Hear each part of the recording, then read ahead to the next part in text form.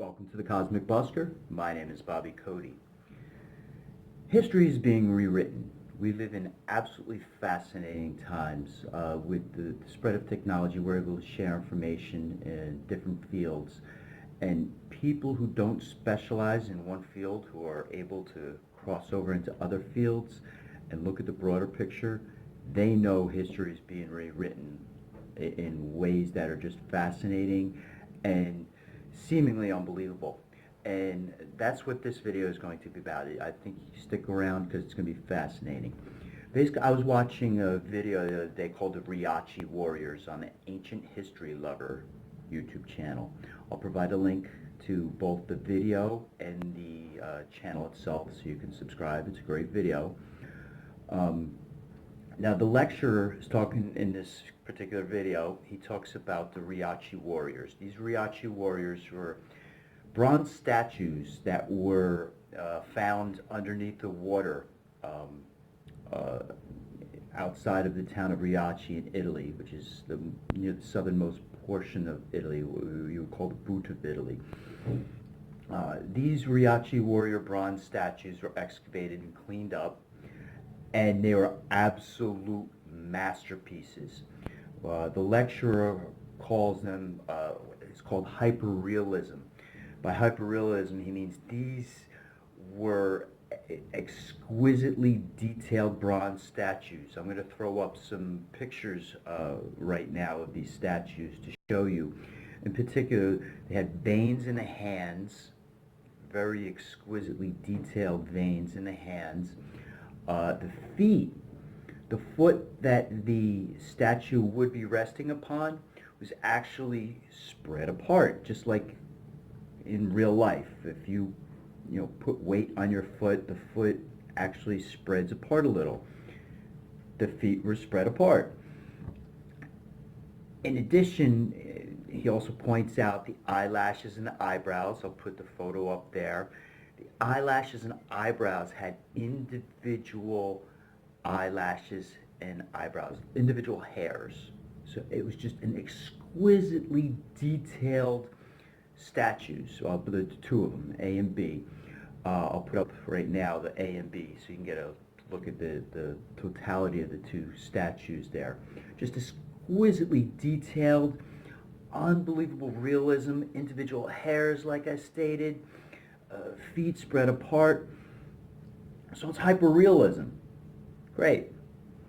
So then he goes on to speak about the skull. The skull is elongated, like a cone head almost. And he goes, oh, well, in this case, yeah, it's just so that the helmet can be put on the head. That's why they put the cone head there. I have no doubt that he's not being disingenuous, and that's what he believes. However, when you have this type of hyperrealism, I have to think that these statues, the warriors they're depicting, actually had skulls just like this. Now, why did they have skulls just like this? This goes to some of the work of Brien Foerster and other alternative researchers, history researchers, that have found that there is evidence that there were creatures, humanoid creatures, who had massive elongated skulls. Couldn't have been human because the cranial capacity of the skulls was way beyond anything that humans, Homo sapiens, our type of humans, had. Mainstream historians say, this was what's called artificial cranial deformation, where they would deform the head.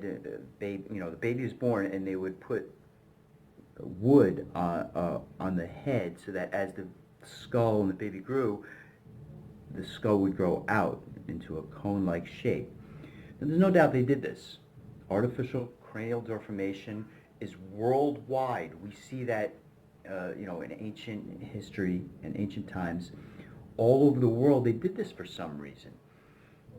There's no question that they did this. The question is, why did they do it?